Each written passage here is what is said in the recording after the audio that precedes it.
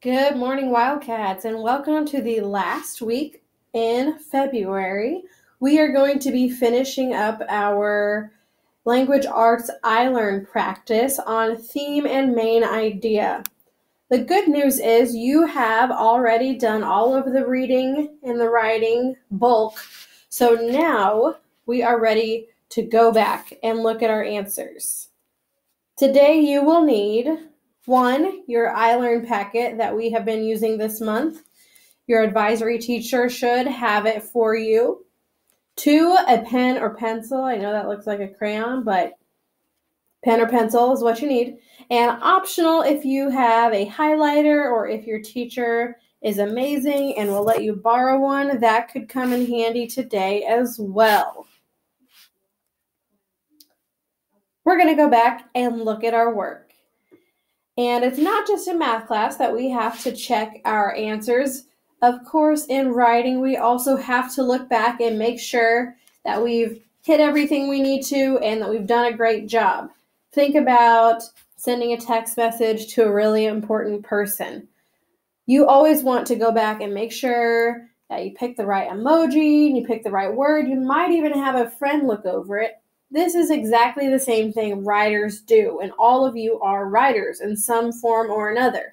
Writers have people edit their work. They go back and they revise and edit their own work. That's what we're going to do today.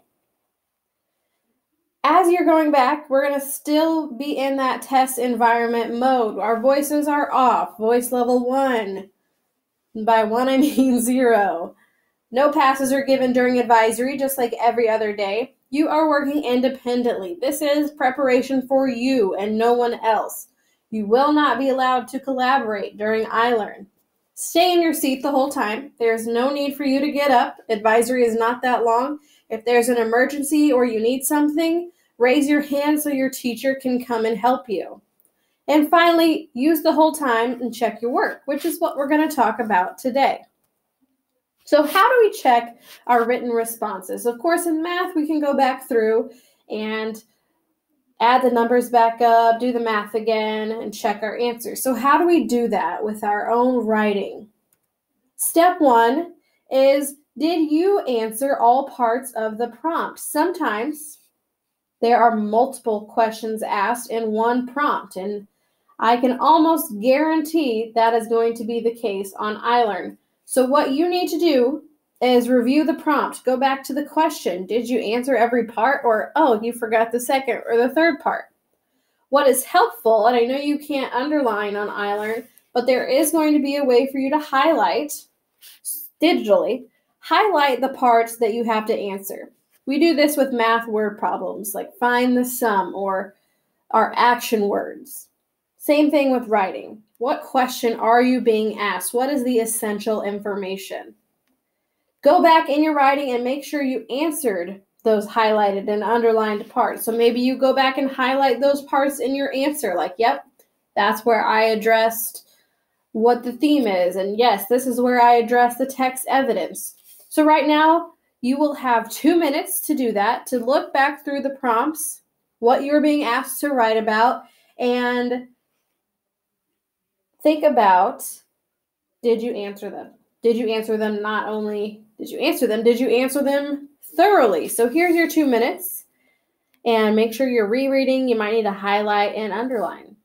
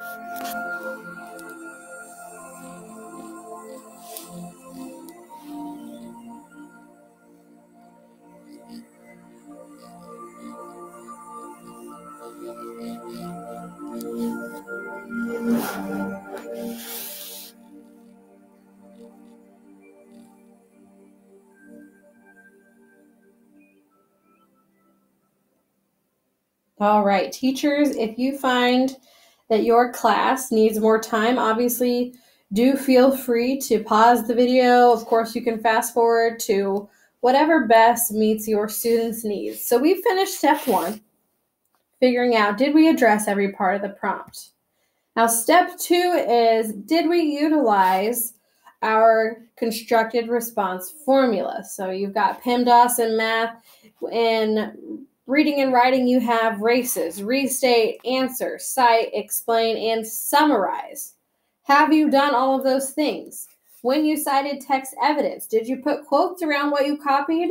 If you pulled something directly from the piece, you should put quotes around it. And if possible, cite the source, the author, the title, or the page number when necessary. Did you connect your evidence and explain how it supports your answer, or did you just leave it out there hanging?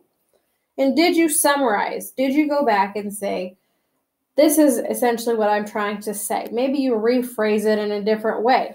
Always assume that your reader knows as little as possible and over-explain if you need to. So I will once again give you 2 minutes, and in this time it could be helpful to maybe make a little mark, like a little R or a little C, to where you restated and cited, just to make sure that you are using this formula, because we know that this is what they're looking for when they are looking at your writing. I'm going to actually stay on that slide and instead push play on this video.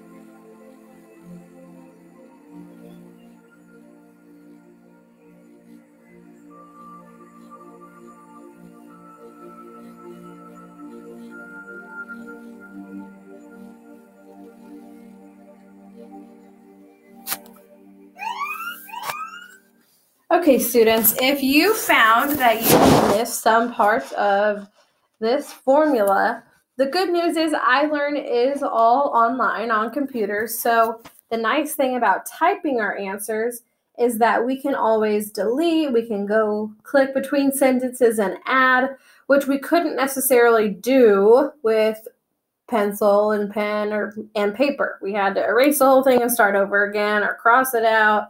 So technology is your friend when you are rereading and going back over your work. So step 3 is revising. There is a difference between revising and editing. And we've got another handy acronym because there's nothing teachers love more for revising. When we revise, we use ARMS, A-R-M-S. Revising is really just changing your writing. So this is where you would add sentences or words. Sometimes we forget to put something as simple as the, or we've completely forgot to finish a sentence. Or in some cases, we might need to remove sentences and words you don't need. Like the. Well, you obviously don't need to, so you take one out. Or, well, this is a little repetitive. I've kind of said this. I can take this out. And we might need to move a sentence or a word. This sentence actually is me restating, or this is actually a better topic sentence, or this is a better conclusion. And S, you may need to substitute words or sentences for better ones. Like if you are saying some of those dead words like a lot or said, and you can go back and revise and add more interesting words, absolutely, you should be doing that as a great writer. So take 2 minutes and see what you can do to revise your writing. Since we are using pen or pencil and paper, at this point, maybe just draw arrows or add into the margins.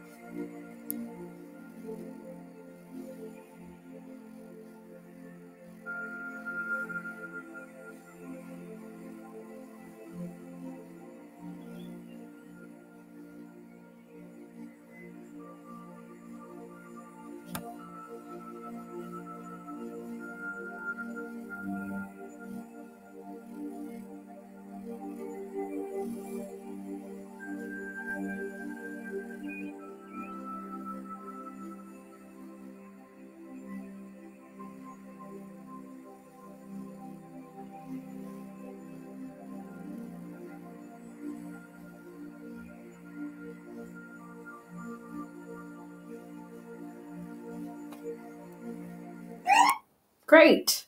That was an abrupt stop. Students, hopefully you found some ways to revise and make your writing even better. So let's move on to step 3. We've revised, now we're ready to edit. And of course, I've got another acronym. When we edit, we use CUPS, C-U-P-S. C, capitalization. Every single sentence should begin with a capital letter. We capitalize titles. We capitalize names of places, of people. We capitalize months. And we always, always, always capitalize the word I. As in, I don't understand why you wouldn't capitalize it. You, usage. Maybe when you were revising, you put in some nice fancy words, which is awesome. I believe there's also a thesaurus on ILEARN that is a resource, as well as a dictionary. But just because you add a big word doesn't mean it makes sense. So make sure that you choose a word that does make sense in your writing. ILEARN has a dictionary and I believe a thesaurus. Hopefully I'm not wrong on that. That would be embarrassing. P, punctuation. Have you added the proper punctuation or have you taken out any punctuation that does not belong there? Like a comma, just doing its own thing in the middle of your sentence. We don't need that there. Take it out. Spelling, double check your words. Again, you can use the dictionary, search a word. If you type it in and it doesn't come up, chances are you have not spelled it correctly. Try another way to spell it. So for 2 minutes, I want you to go back through and edit using cups. Here we go.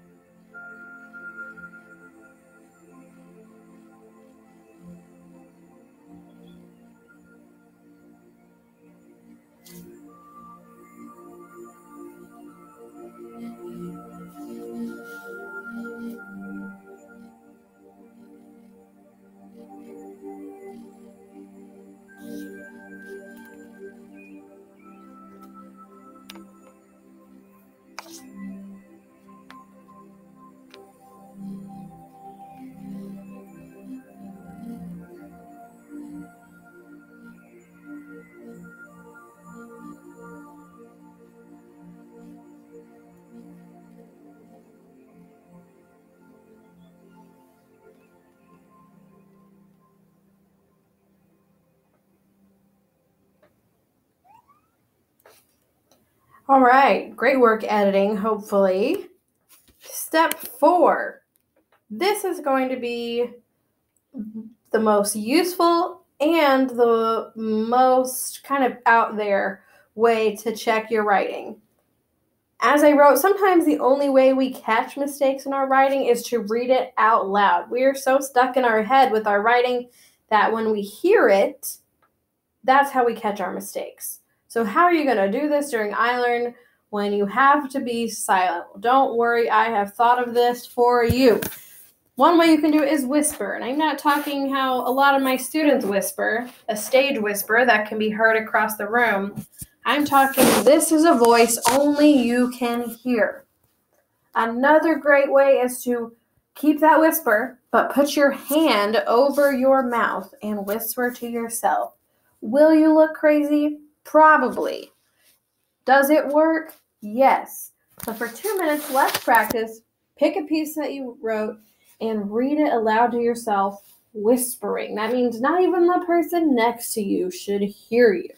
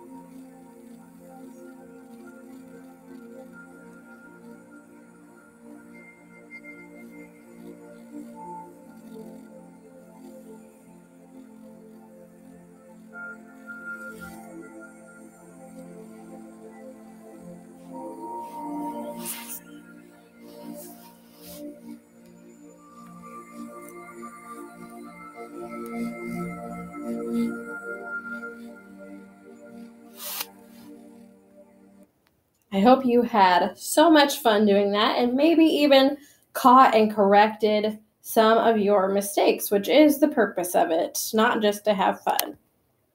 So the big question is, ILEARN's not a timed test. You have no timer ticking. What if you finish early? That is why we're going over this today. You do need to stay in testing mode because other people around you will be testing. Unless you are the last person of 900 students to finish, other people will be testing around you. Respect their right to some silence. This is when you check your work. You finish early, great. You have even more time to make your writing perfect and outstanding and error-free. ILEARN starts April 22nd. Remember, Wildcats, you have been preparing for this. You are smart. You've got good head on your shoulders. And you're going to eat a big breakfast that day, coming in with all the stuff you have learned in all your years of schooling. You have nothing to worry about. You are going to do great work and make all of us proud. You got this. Thank you, Wildcats, and have a great rest of your day.